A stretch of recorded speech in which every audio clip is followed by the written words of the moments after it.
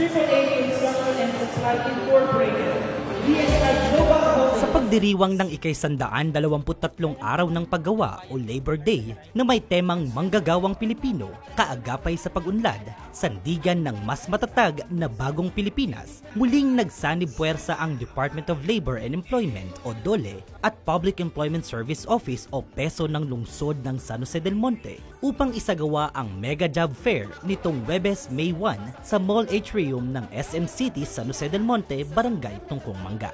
Mula pa noong taong 2022, sa ikatlong pagkakataon, muling napili ng DOLE Regional Office ang The Rising City upang mag-host ng taunang job fair kasabay ng Labor Day para sa buong lalawigan ng Bulacan.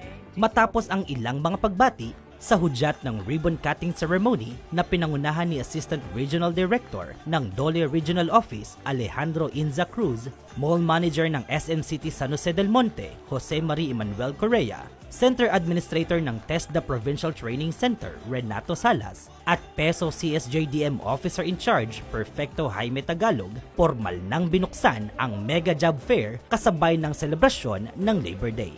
Yung pong Department of Labor patuloy pong gumagawa ng mga programa para po bigyan ng proteksyon ng ating mga manggagawa, bigyan din ng oportunidad para magkatrabaho at bigyan din po ng alternatibong pangkabuhayan doon po sa hindi papalari magkaroon ng trabaho sa formal na sektor.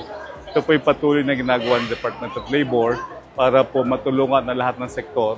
And we are partnering with other government agencies for the Convergence Program. Sa ngalan ng kagawaran ng paggawa at empleyo, ang isang mainit at masayang pagbati ng isang makabuluhan at makahulugang araw ng paggawa sa lahat ng manggagawa at kanilang pamilya. Hindi matatawaran at may tatanggi ang mahalagang kontribusyon at natatanging papel ng mga manggagawa sa paglago ng ating ekonomiya at pagbuti ng ating kalagayan sa pananalapi. Mabuhay ang manggagawang Pilipino! Si Marivic na isang accountant, hired on the spot o HOTS at literal na naka-we find ways. Napakalaking tulong po talaga nung may mga ganitong program na ginagawa. Tapos marami siyang mga employer na nakikipag-coordinate. So yun, napakalaking tulong sa mga naghahanap ng work. Lalo na sa katulad ko na medyo may edad na rin. So minsan nahihirapan, di ba po? Pero ito malaking bagay na ginawa ng San Jose del Monte City to. Si Jeremy naman, nakatatlong subok man sa interview, sa huli, na-hired on the spot pa rin. Una ko pong in-applyan is yung sa SM South Mall po. But apparently po, hindi po sila nagre-rehired. So that is my first field po. Then nag-try po ulit ako sa Pandayan. And then sabi po, they will contact me po after 1 to 2 weeks daw po.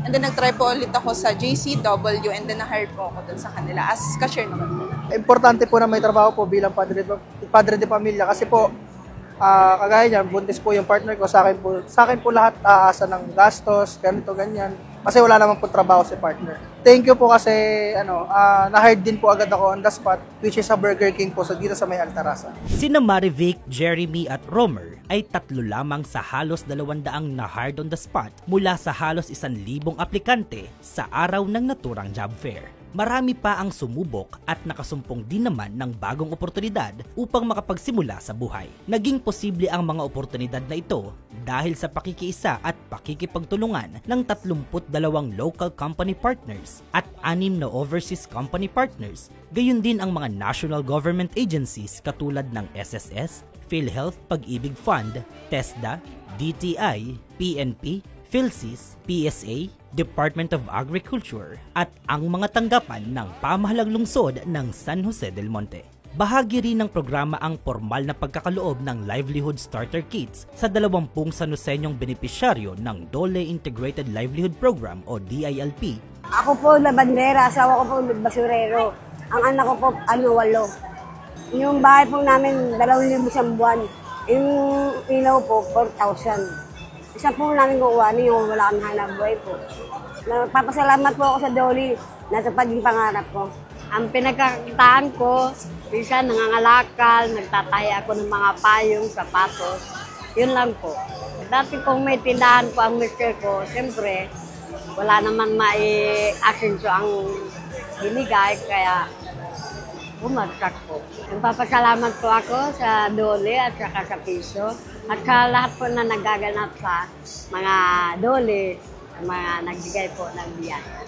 Salamat. Sa huli, kasabay pa rin ng selebrasyon sa Araw ng Paggawa, ginawaran din ng pagkilala ang mga punong barangay at mga Barangay Training and Employment Coordinators o BTEC ng 10 natatanging mga barangay sa kanilang hindi matatawarang kontribusyon sa pagsasagawa at pagpapatupad ng mga programang pangkabuhayan sa kani-kanilang mga nasasakupan, gayon din ang lakas paggawa mula sa mga kawani ng Public Employment Service Office ng lungsod. Tayo yung puso ng ekonomiya ng ating bayan. Pag tayo ay may trabaho at magulang na, magiging responsableng magulang, na maibigay natin, may paganda natin yung kinabukasan ng ating mga anak. Sa lahat po ng mga manggagawang Pilipino, binabati ko po kayo ng maligayang kaarawan sa ating mga manggagawa. Tunay ngang ang dedikasyon, pagsisikap at pagkakaroon ng malasakit ay ilan lamang sa mga hinahangaang katangian ng buong mundo sa bawat manggagawang Pilipino. Hindi rin nalalayo rito ang natatanging kontribusyon ng manggagawang Sanoseño sa paglago ng ekonomiya saan man dalhin ng pagkakataon. Happy Labor Day at saludo po tayo sa bawat manggagawang Sanoseño. Para sa Balitang Sanoseño, ako si Jello Darantinaw, Public Information Office. Thank you for watching. Para sa napapanahong balita at impormasyon, tumutok lang sa City of San Jose del Monte Public Information Office Facebook page at iba pang mga social media pages ng City Government. Para naman maging updated sa mga aktibidad ng magkatuwang sa serbisyo, Mayor Arthur B. Robes at Congresswoman Florida P. Robes, i-follow ang kanilang mga official Facebook pages, YouTube at TikTok accounts. Check nyo na rin ang ating website, csjdm.gov.ph. At syempre, huwag din kakalimutang mag-like, comment at share ng ating mga contents. Maraming salamat, Arya San Joseño.